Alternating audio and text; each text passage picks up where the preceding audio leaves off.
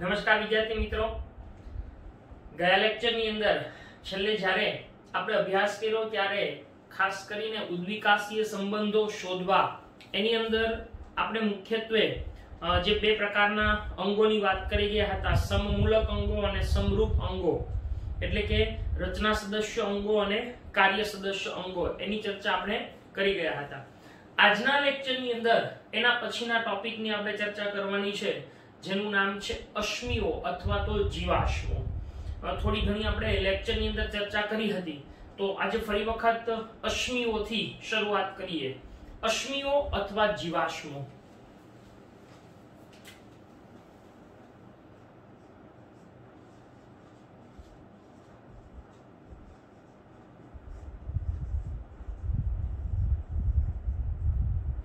અંગ્રેજીમાં એને ફોસિલ્સ તરીકે ઓળખવામાં આવે છે.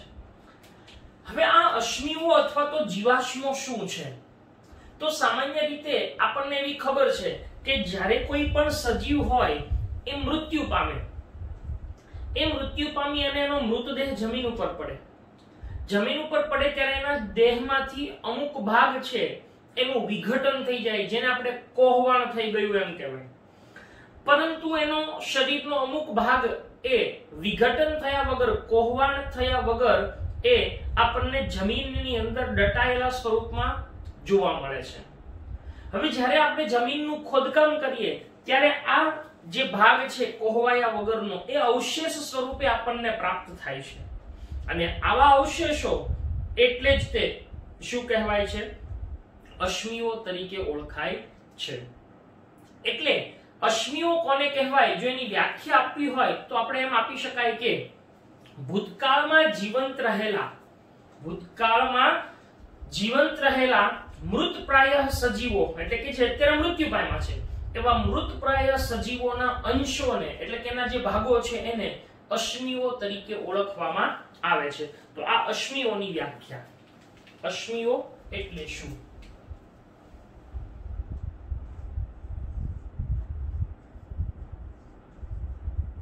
ભૂતકાળમાં જીવંત રહેલા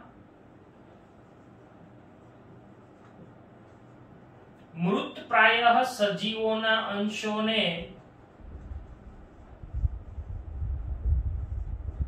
શું કહે છે? અશ્મિ કહે છે. આ અશ્મિઓ કેવી રીતે નિર્માણ પામતા હશે? તો એમ કે છે કે ધારો કે અહીંયા આગળ કોઈ કાદવ છે, સમજી લો અહીંયા જમીનમાં કોઈ કાદવ છે. હવે એની ઉપર કોઈ કીટક પડ્યું, અહીંયા માની લો કે કોઈ કીટક પડ્યું. એ કીટક પડ્યું એટલે એ કીટકની ઈ જે કાદવ હોય એની ઉપર છાપ પડી જાય. હવે આ ભાગ એ ધીમે ધીમે સુકાય, કાદવ હોય એ સુકાઈ જાય. સુકાય એટલે આ ભાગ એકદમ કઠણ બની જાય, પથ્થર જેવો.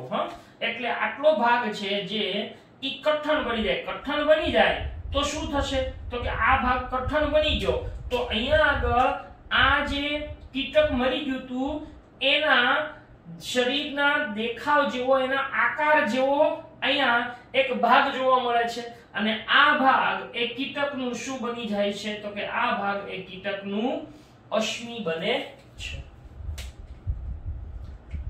આમ અશ્મિઓ એ આવી રીતે નિર્માણ પામે છે કે જેની અંદર એ જમીનમાં દટાઈ જાય છે, અથવા તો આવી રીતે કોઈ ભાગની અંદર દટાઈ જાય છે, અને એમાંથી એના મૃત ભાગો, એના અમુક અંશો મળે ત્યારે એને અશ્મિ કહીએ છીએ.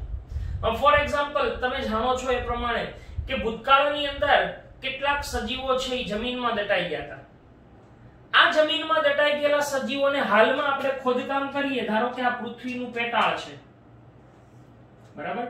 હવે અહીંયા આગળ ભૂતકાળમાં કોઈ સજીવ દટાઈ ગયેલા હોય તો અહીંયાથી જ્યારે આપણને એના મૃતદેહો મળે, એના હાડપિંજર મળે, આ રીતે માની લો કે, તો આ હાડપિંજરો આપણને જ્યારે પ્રાપ્ત થાય છે ત્યારે આ હાડપિંજરને આપણે શું કહીએ છીએ? તો કે આ હાડપિંજરને આપણે અશ્મિ તરીકે ઓળખીએ છીએ. તો જુઓ, આ સજીવ હતો એ ભૂતકાળમાં કેવો હતો? જીવંત. પણ અત્યારે કેવો થઈ ગયો છે? મૃતપ્રાય. ત્યારે આપણને એનો શું મળે છે?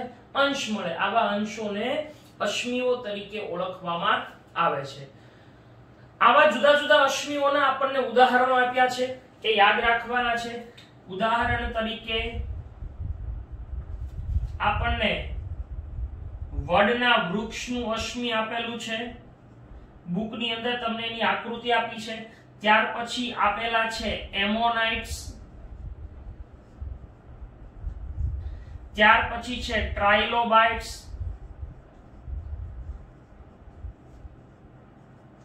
આ બંને એક પ્રકારના અપૃષ્ઠવંશીઓ છે.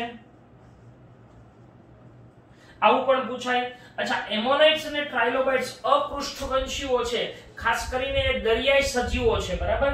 ટ્રાઇલોબ, ટ્રાઈ એટલે 3 અને લોબ એટલે ખંડ, જેનું શરીર 3 ખંડોનું બનેલું હોય એવા દરિયાઈ સજીવો એને ટ્રાઇલોબાઇટ્સ કહેવાય. એમોનાઇટ્સ એ પણ એક પ્રકારના આવા દરિયાઈ સજીવો છે. તો એ બંને અપૃષ્ઠવંશીઓ છે કે જે અશ્મિઓના ઉદાહરણો છે. ત્યાર પછી આપણને આપ્યું છે એક નાઇટિયા નામની માછલી, નાઇટિયા, બરાબર, નામની માછલી. આ માછલી પણ એક પ્રકારનું અશ્મિનું ઉદાહરણ છે. અને ત્યાર પછીનું એક શ્રેષ્ઠ ઉદાહરણ આપ્યું છે એ છે ડાયનોસોર, અથવા તો એને રાજાસુરસ કહેવાય છે. આ ડાયનોસોર એ થોડાક વર્ષો પહેલા જ હજી નર્મદાની જે ખીણ છે એમાંથી આપણને પ્રાપ્ત થયેલા છે. તો આ ડાયનાસોર છે એના અશ્મિઓ ક્યાંથી પ્રાપ્ત થયા, આવો આપણને પ્રશ્ન પૂછાય. તો આના અશ્મિઓ આપણને ક્યાંથી પ્રાપ્ત થયા છે? નર્મદાની ખીણમાંથી પ્રાપ્ત થાય છે, થયેલા છે. તો આવા અશ્મિઓ એ આપણને પૃથ્વીના પેટાળમાંથી પ્રાપ્ત થાય છે. હવે આ અશ્મિઓ એ કેટલા જૂના છે, આપણને ઘણી વખત ન્યૂઝપેપરની અંદર કે અમુક આપણે મેગેઝિન્સ ને એવું વાંચતા હોય ત્યારે એમાં એવું લખીને આવે કે આ જગ્યાએથી આટલા વર્ષો જૂનું અશ્મિ મળી આવ્યું, આટલા વર્ષો જૂનું હાડપિંજર. તો હવે આપણે ઈ વર્ષોમાં તો હતા નહીં, તો આપણને કેમ ખબર પડે કે આટલા વર્ષો જૂનું છે? તો એના માટે અશ્મિઓની ઉંમર નક્કી કરવાની એક ચોક્કસ પદ્ધતિ છે. આ પદ્ધતિને ફોસિલ ડેટિંગ પદ્ધતિ કહેવાય. જો મેં તમને શરૂઆતમાં જ કીધું કે અશ્મિઓને અંગ્રેજીમાં શું કહેવાય? ફોસિલ કહેવાય. અને એના ઉપરથી ફોસિલ ડેટિંગ પદ્ધતિ, અથવા તો એના માટે બીજું એક નામ છે કાર્બન ડેટિંગ પદ્ધતિ, અથવા તો એનું નામ છે રેડિયોમેટ્રિક ડેટિંગ પદ્ધતિ. આવા ઘણા નામ છે, હમણાં આપણે અહીંયા ચર્ચા કરીએ છીએ. તો અશ્મિઓની ઉંમર કેવી રીતે અંદાજી શકાય છે? અશ્મિની ઉંમરનો અંદાજ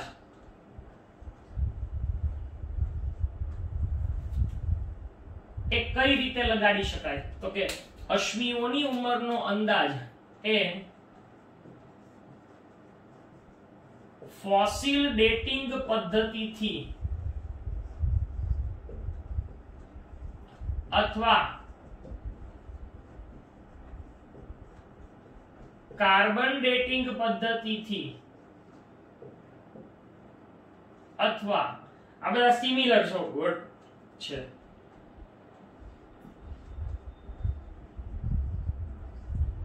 રેડિયોમેટ્રિક ડેટિંગ પદ્ધતિથી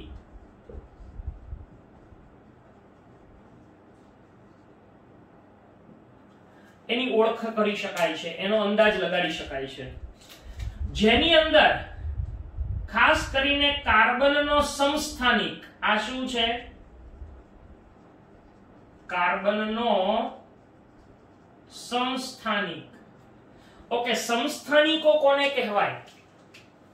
તો તમે જાણો છો કે કોઈ એક જ તત્વના જુદા જુદા પરમાણુઓમાં પ્રોટોનની સંખ્યા સમાન હોય પણ ન્યુટ્રોનની સંખ્યા જુદી જુદી હોય તો એ બંનેને એકબીજાના સમસ્થાનિકો કહેવાય છે.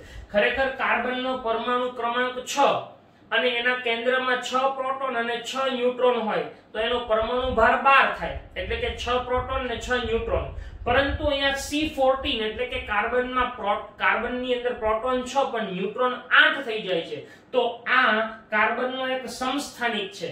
અને આ કાર્બન 14 જે સમસ્થાનિક છે એની માત્રાને આધારે, એના પ્રમાણને આધારે એ અશ્મિની ઉંમરનો અંદાજ નક્કી કરી શકાય છે. એની આખી પદ્ધતિ છે જે તમે હાયર સ્ટાન્ડર્ડ ની અંદર જશો ત્યારે ભણશો. અત્યારે તમારે યાદ રાખવાનું છે કે એની અંદર કોનો ઉપયોગ થાય છે? કાર્બન 14, કાર્બનનો એક સંસ્થાનિક છે, એનો ઉપયોગ અહીંયા કરવામાં આવે છે.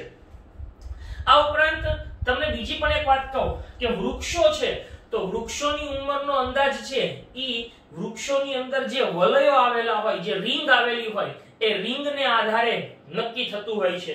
એટલે એ પણ તમને એક વધારાની જાણકારી આપી દઉં કે વૃક્ષોની ઉંમરનો અંદાજ, વૃક્ષોની ઉંમર છે એ તેમાં રહેલા વલયોની સંખ્યાને આધારે નક્કી કરી શકાય છે.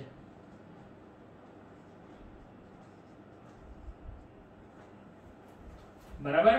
તો આ રીતે અશ્મિઓ એટલે શું, અશ્મિઓના ઉદાહરણો કયા કયા છે અને અશ્મિઓની ઉંમર કઈ રીતે નક્કી થાય છે એ આપણે જોઈ ગયા. આમાં અશ્મિઓનું નિર્માણ કેવી રીતે થાય એનું એક આપણને ઉદાહરણ આપ્યું છે કે અશ્મિઓનું નિર્માણ એ કેવી રીતે થઈ શકે. ખૂબ સરસ મજાની એક ફોટોગ્રાફ દ્વારા આપ્યું છે, એક બોક્સની અંદર, બુકની અંદર આપેલું છે. ખરેખર આપણને વધારે ડિટેલમાં પૂછાતું નથી, પરંતુ આપણે અત્યારે એની ચર્ચા કરવાની છે. તો પહેલા અશ્મિઓની ખાસ માહિતી આપણે યાદ રાખી લેશું. બરાબર છે? હું સ્ક્રીનથી થોડો બહાર જાઉં છું, તમે સ્ક્રીનશોટ લઈ શકો છો અને આ માહિતી તમારી પાસે ડિજિટલ સ્વરૂપમાં રાખી શકો છો.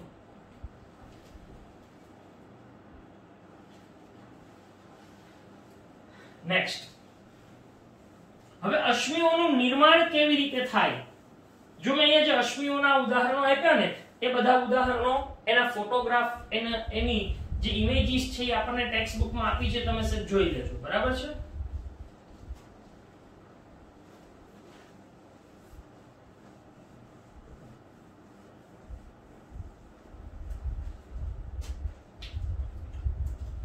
ચલો, અશ્મિઓ છે એનું નિર્માણ કેવી રીતે થાય?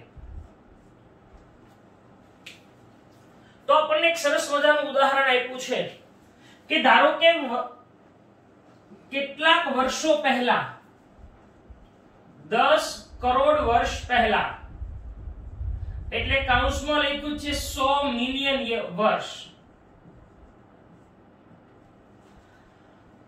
10 કરોડ વર્ષ પહેલા પૃથ્વી ઉપર, અહીંયા કોઈ સપાટી ઉપર અપૃષ્ઠવંશીઓ વસવાટ કરતા હતા. કોણ વસવાટ દર્શાવતું હતું?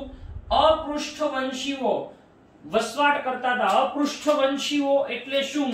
તમે અગાઉ 9મા ધોરણની અંદર ભણીને આવ્યા છો, વર્ગીકરણની અંદર આવે છે અપૃષ્ઠવંશીઓ, જે પીઠ ધરાવતા નથી, જેની અંદર કરોડ સ્તંભ છે, એ જોવા ન મળતો હોય. અપૃષ્ઠવંશીઓ એ સજીવો છે.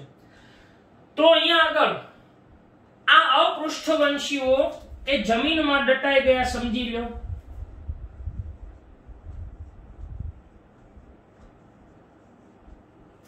કેટલા વર્ષો પહેલા? 10 કરોડ વર્ષ પહેલા અસ્તિત્વ ધરાવતા હતા, આ દટાઈ ગયા, એની ઉપર રેતીના સ્તર બની ગયા. આવી રીતે એની ઉપર રેતીના સ્તર બની ગયા. બરાબર? ઓકે. હવે આ સ્તર ઉપર કેટલાક કરોડો વર્ષ પહેલા ડાયનાસોર આવ્યા, મોટા. આ માત્ર સમજૂતી માટે દોરું છું, ખાલી મોટા ડાયનાસોર આવ્યા. બરાબર છે?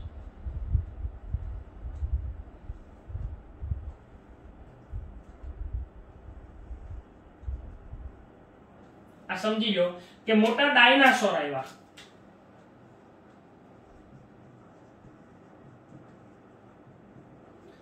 આ ડાયનાસોર પણ એ જમીનમાં દટાઈ ગયા ક્રમશઃ. એની ઉપર પણ એક મોટું ખડકોનું સ્તર બનતું ગયું ને એકદમ કઠણ થઈ ગયું, એટલે એ પણ જમીનમાં દટાઈ ગયા અને અશ્મિઓ બની ગયા હશે.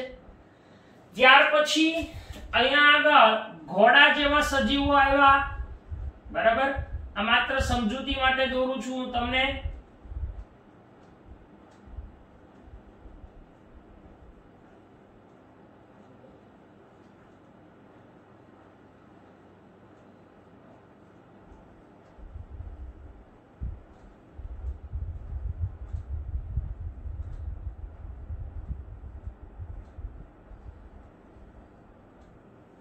બરાબર, ઘોડા જેવા સજીવો આવ્યા અને અહીંયા વસવાટ દર્શાવવા લઈ ગયા, એ પણ ક્રમશઃ જમીનમાં દટાઈ ગયા, એની ઉપર સ્તર બનતા ગયા. હવે અહીંયા આગળ આપણે અત્યારે વસવાટ કરીએ છીએ, સમજી લ્યો ખાલી. બરાબર, તો હવે અત્યારે આ જે સપાટી છે એની ઉપર આપણે વસવાટ કરીએ છીએ. આ સપાટીનું જ્યારે આપણે ખોદકામ કરતા જઈએ તો સ્વાભાવિક છે કે સૌથી પહેલું કોણ મળશે? તો કે સૌથી પહેલું ઘોડાનું અશ્મિ મળશે, ત્યાર પછી ડાયનાસોરનું અશ્મિ મળશે અને ત્યાર પછી અપૃષ્ઠવંશીઓના અશ્મિઓ મળે. એટલે એનો મતલબ એમ કે જેમ જેમ ઊંડાઈએ જઈએ ખોદકામ કરતા કરતા ને જેટલી વધુ ઊંડાઈથી અશ્મિ મળે એ સૌથી જૂનું અશ્મિ ગણાય. સિમ્પલ થયું ને અહીંયા, કે જેટલું ઊંડાઈ વધારે અશ્મિની એટલું ઈ વધારે જૂનું અશ્મિ ગણાય છે.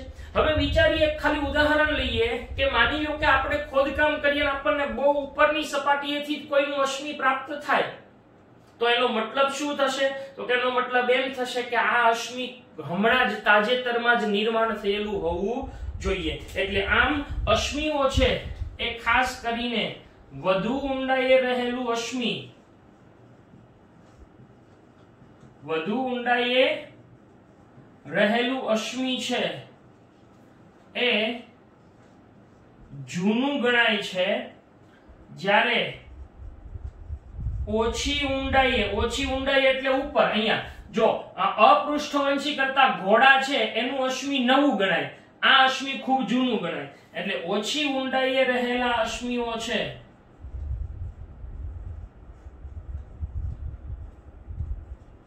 એ તાજેતરનું અથવા તો નવું જ ગણાય છે. આ એક સમજૂતી માટે છે. તો આવી રીતે અશ્મિઓનું નિર્માણ થતું જાય. જેમ જેમ જમીનમાં દટાતા ગયા એમ એમ એ અશ્મિ બનતા ગયા અને પછી ક્રમશઃ સમયાંતરે મનુષ્ય દ્વારા એનું ખોદકામ કરવામાં આવે અને આપણને એ ખોદકામને અંતે એના હાડપિંજર પ્રાપ્ત થાય. તો આવા હાડપિંજરો, કારણ કે એના બાકીની માંસપેશીઓ અને કેટલાક કોષો છે એ વિઘટન થઈ શકે એવા હોય, એટલે જમીનમાં એનું સૂક્ષ્મજીવો દ્વારા વિઘટન થઈ ગયું અને પછી જે અંતે વિઘટિત થયા વગરનો અવિઘટિત ભાગ મળે જેને આપણે હાડપિંજર કહી શકીએ, એવા હાડપિંજર જ્યારે પ્રાપ્ત થાય ત્યારે એ અશ્મિ તરીકે ઓળખાય છે. આવા અશ્મિઓથી આપણને ખબર કેમ પડે કે ઉત્ક્રાંતિ થઈ છે? તો ખાસ યાદ રાખીએ કે એ અશ્મિની હાલના એ જ સજીવ સાથે સરખામણી કરવામાં આવે તો ખબર પડે કે એ બંનેની રચનાની અંદર કોઈને કોઈ જગ્યાએ ફેરફાર થયેલો છે અને આ ફેરફાર એ દર્શાવે છે કે સજીવોની અંદર ઉત્ક્રાંતિ થઈ છે. એટલે આમ અશ્મિઓ એ પણ આપણને ઉત્ક્રાંતિની સાબિતી પૂરી પાડે છે. બરાબર, તો આ થઈ ગઈ અશ્મિઓની વાત. નિર્માણ કેવી રીતે થાય, અશ્મિઓ શું છે અને અશ્મિઓના ઉદાહરણો. ક્લિયર? તો આ અશ્મિઓની વાત છે. ત્યાર પછી નો હવેનો ટોપિક છે એ છે ઉદ્વિકાસના તબક્કાઓ. કે આપણે ઉદ્વિકાસની વ્યાખ્યા જોઈ ગયા હતા, એની અંદર એવું કીધું હતું કે સજીવોમાં થતી ધીમી છતાં પ્રગતિકારક કુદરતી રચનાત્મક અને ક્રમિક પરિવર્તનની ક્રિયાને ઉદ્વિકાસ કહેવાય છે, એટલે કે ઉત્ક્રાંતિ કહે છે. એટલે આ પ્રક્રિયા એક ક્રમિક પ્રક્રિયા છે, એ તરત જ પરિણામ પ્રાપ્ત કરી આપતી પ્રક્રિયા નથી. તો એ ઉદ્વિકાસના તબક્કાઓ કેવી રીતે જોવા મળે છે એ અહીંયા આપણે સમજવાનું છે. તો હવે આપણો ટોપિક આવશે ઉદ્વિકાસના તબક્કાઓ. સ્ક્રીનશોટ લઈ શકો છો સમજૂતી માટે ખાલી. તો ઉદ્વિકાસના તબક્કાઓ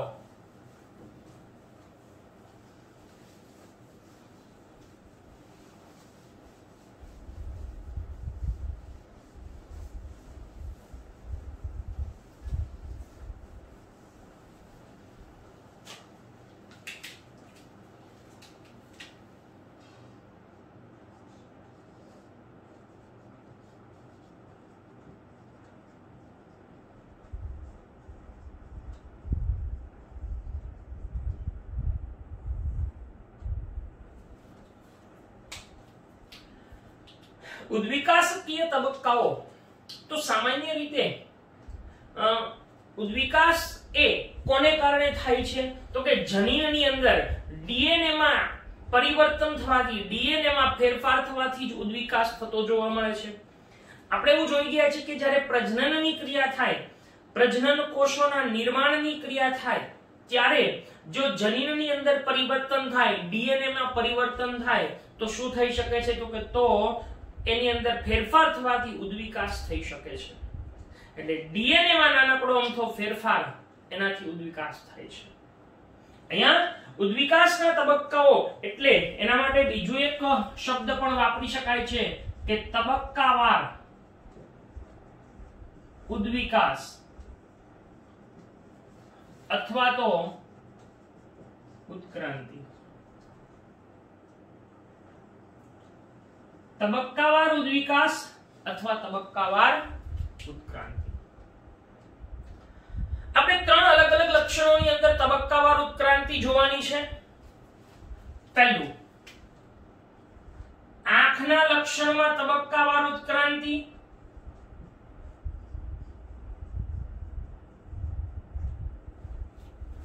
બીજું, પીછામાં તબક્કાવાર ઉત્ક્રાંતિ. અને ત્રીજું, કોબીજમાં તબક્કાવાર ઉત્ક્રાંતિ. કોબી આપણે જે ખાઈએ છીએ ને, એ કોબીમાં તબક્કાવાર ઉત્ક્રાંતિ. તો આવા ત્રણ અલગ અલગ વસ્તુઓ અહીંયા સમજવાની છે. સૌથી પહેલું છે આંખના લક્ષણમાં, પછી છે પીછામાં અને કોબીજમાં. હવે આપણે જોઈએ આંખના લક્ષણમાં. પૃથ્વી ઉપર જો કોઈ સૌપ્રથમ આંખ ધરાવનારું સજીવ હોય તો એ છે પ્લેનેરિયા. જે પૃથુકૃમિ સમુદાયનું સજીવ છે પ્લેનેરિયા, બરાબર, એ સૌપ્રથમ પૃથ્વી ઉપર આંખ ધરાવતું સજીવ છે.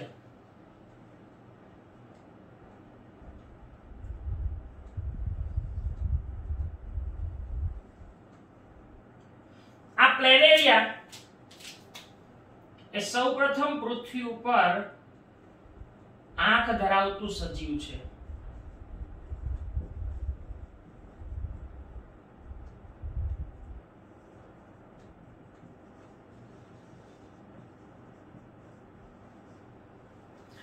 પરંતુ આ આંખ એ એકદમ સાદી ટપકા સ્વરૂપે હતી, જેને ચક્ષુ બિંદુ અથવા નેત્ર બિંદુ કહેવાય છે. એવા નેત્ર બિંદુ કે ચક્ષુ બિંદુ સ્વરૂપે જ માત્ર આંખ હતી.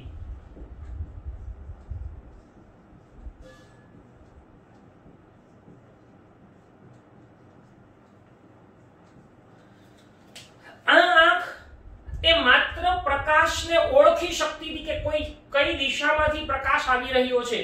એ માત્ર પ્રકાશને ઓળખતી હતી અને જીવવા માટેની એક ચોક્કસ સંગીન પરિસ્થિતિ પૂરી પાડી શકતી હતી. એનાથી વિશેષ આ આંખનું કંઈ કામ હતું નહીં. પરંતુ પૃથુકૃમિ સમુદાયના પહેલાના અગાઉના સમુદાયના સજીવોને આંખ હતી નહીં. એટલે સૌપ્રથમ આંખ જો ઉદ્ભવી હોય તો એ કોને છે? પ્લેનેરિયાને.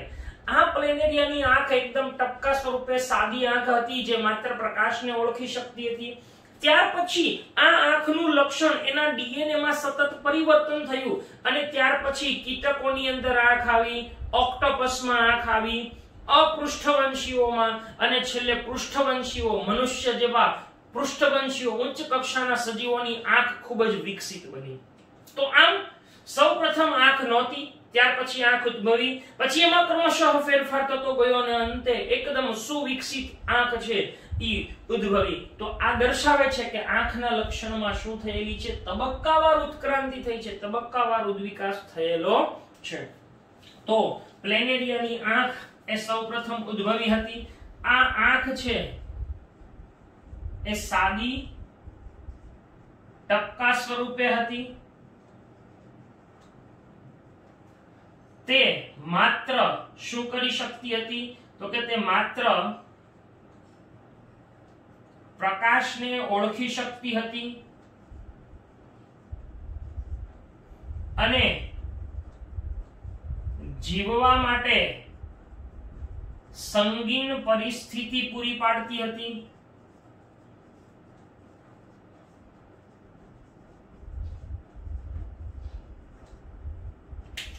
આ આંખના લક્ષણમાં ફેરફાર એ ખરેખર તો ડીએનએ ના બંધારણમાં ફેરફાર થવાથી થાય છે.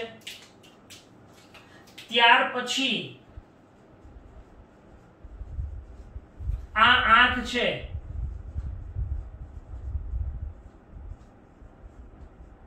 કીટકોમાં, પછી ઓક્ટોપસમાં, અપૃષ્ઠવંશીઓમાં અને અંતે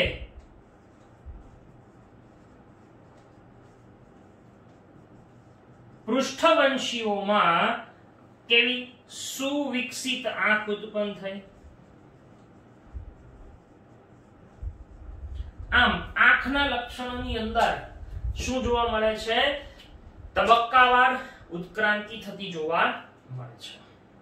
બરાબર છે. ત્યાર પછી છે પીછામાં તબક્કાવાર ઉત્ક્રાંતિ. ખૂબ સરસ વસ્તુની અહીંયા વાત કરેલી છે. પીછા આપણે જાણીએ છીએ કે પક્ષીઓ એના શરીર ઉપર એક પીછાનું આવરણ ધરાવે છે. આ પીછા એ પક્ષીઓને ઉડવા માટે કામ લાગે છે. પરંતુ તમને જાણીને નવાઈ લાગશે કે ભૂતકાળની અંદર જે ડાયનાસોર છે, ડાયનોસોર જે આપણે જોઈ ગયા, એ ડાયનોસોર પણ પીછા ધરાવતા હતા. અને એ પીછા એ ઉડવા માટે નહોતા, પરંતુ એના શરીરની ઉપર એક અવાહક આવરણ તરીકે કામ કરતા હતા. અવાહક આવરણ એટલે તો કે એ બહારના વાતાવરણ એટલે કે ઠંડી અથવા ગરમીથી રક્ષણ મેળવવા માટે, રક્ષણ આપવા માટે કામ કરતા હતા. એટલે ડાયનાસોર છે પીછા ધરાવતા, એ એમના પીછાનો ઉપયોગ ઉડવા માટે નહીં, પરંતુ શેની માટે કરતા હતા? તો કે એનો ઉપયોગ મુખ્યત્વે શરીરની ઉપર એક અવાહક આવરણ તરીકે ઠંડી અને ગરમીથી બચવા કરતા હતા. તો આપણને પ્રશ્ન થાય કે આ ડાયનાસોરને જો પીછા હોય તો એ પક્ષી કેમ નહોતા? ના, એ પક્ષી નહોતા, એ સરીસૃપ હતા. એટલે આવો આપણને પ્રશ્ન પૂછાય છે કે પીછા ધરાવતા ડાયનાસોર એ શું છે? તો કે પીછા ધરાવતા ડાયનાસોર એ સરીસૃપો છે, એ પક્ષીઓ નથી. હા, એક અશ્મિ છે, અહીંયા આપણને આપ્યું નથી પણ હું તમને લખી દઈશ. અહીંયા એક પક્ષી છે, એક્ચ્યુઅલી એક અશ્મિ છે જેનું નામ છે આર્કિયોપ્ટેરિક્સ. આ આર્કિયોપ્ટેરિક્સ છે એનો દેખાવ છે ને એ પક્ષી જેવો છે, પરંતુ એના મોટા ભાગના લક્ષણો સરીસૃપ જેવા છે. એટલે એમ કહેવાય છે કે આ આર્કિયોપ્ટેરિક્સ એ સરીસૃપ અને વિહગ એટલે કે પક્ષીઓ એને જોડતી કડી ગણવામાં આવે છે. એટલે સરીસૃપોમાંથી જ પક્ષીઓની ઉત્પત્તિ થઈ હશે એવું માનવામાં આવે છે. તો એ એક ઉદાહરણ છે કે જેની મદદથી આપણે કહી શકીએ કે એની અંદર તબક્કાવાર ઉત્ક્રાંતિ થયેલી છે. તો પીછા.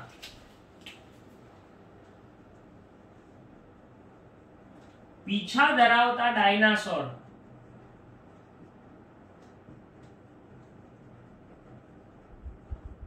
એ શું હતા? સરીસૃપ હતા. આ પીછાનો ઉપયોગ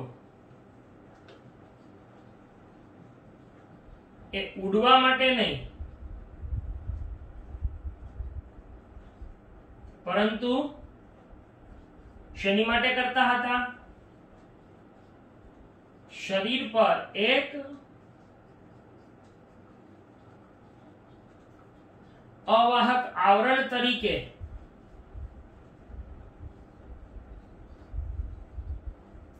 ઠંડી અને ગરમીથી બચવા માટે કરતા હતા. બરાબર? આમ પીછાનો ઉપયોગ એ ઉડવા માટે નહોતા કરતા, પણ એ રક્ષણ મેળવવા માટે કરતા હતા. બરાબર છે? ઠંડી અને ગરમીથી બચવા એટલે કે રક્ષણ મેળવવા માટે. બીજી એક વાત મેં તમને કીધી એ પ્રમાણે અહીંયા લખી દઉં છું કે આ વધારાની વાત છે.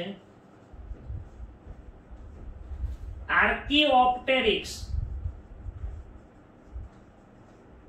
અશ્મિ, આર્કિયોપ્ટેરિક્સ અશ્મિ દેખાય છે પક્ષી જેવું, પરંતુ તેના મોટા ભાગના લક્ષણો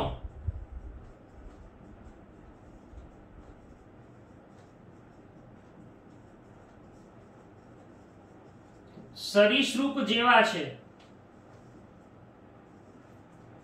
આમ તેને સરીસૃપ અને વિહંગને જોડતી કડી ગણાય છે. આ એક વધારાની વાત છે, બરાબર. અને ત્યાર પછીની કોબીજની વાત છે. કોબીજ જે અત્યારે આપણે ખાઈએ છીએ, આશરે 2000 વર્ષો પહેલા, આશરે 2000 વર્ષો પહેલા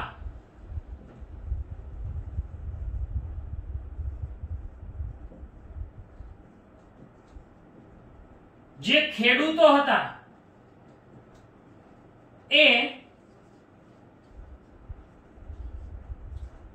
જંગલી કોબીજ વિકસાવેલી હતી.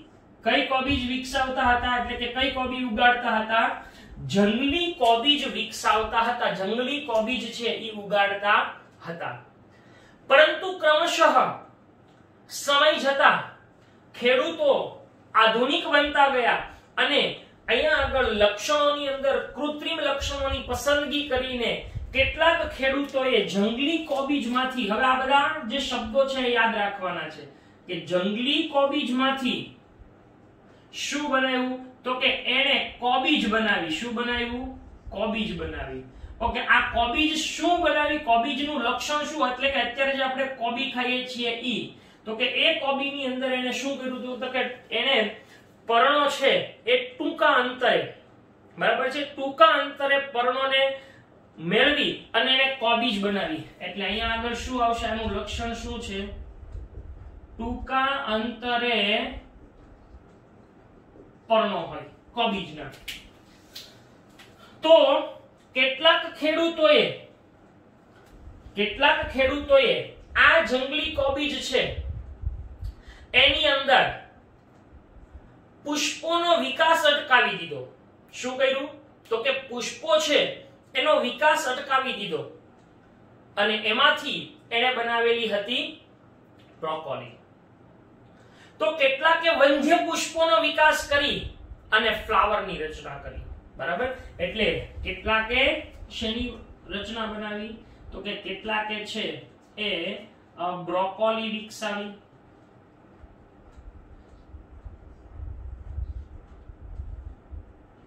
તો કેટલાકે એમાંથી શું વિકસાવ્યું? ફ્લાવર વિકસાવ્યું, જેની અંદર વંધ્ય પુષ્પોનો વિકાસ કર્યો હતો. અહીંયા આગળ કોનો વિકાસ કર્યો હતો? વંધ્ય પુષ્પો. વંધ્ય એટલે સ્ટરાઇલ, જે કોઈ પણ પ્રકારના પ્રજનન કોષોનું નિર્માણ ન કરી શકે. અને અહીંયા આગળ શું કર્યું? પુષ્પોનો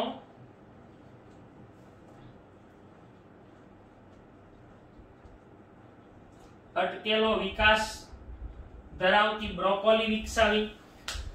તો કેટલાકે ફ્લાવર વિકસાવ્યું. તો કેટલાક ખેડૂતોએ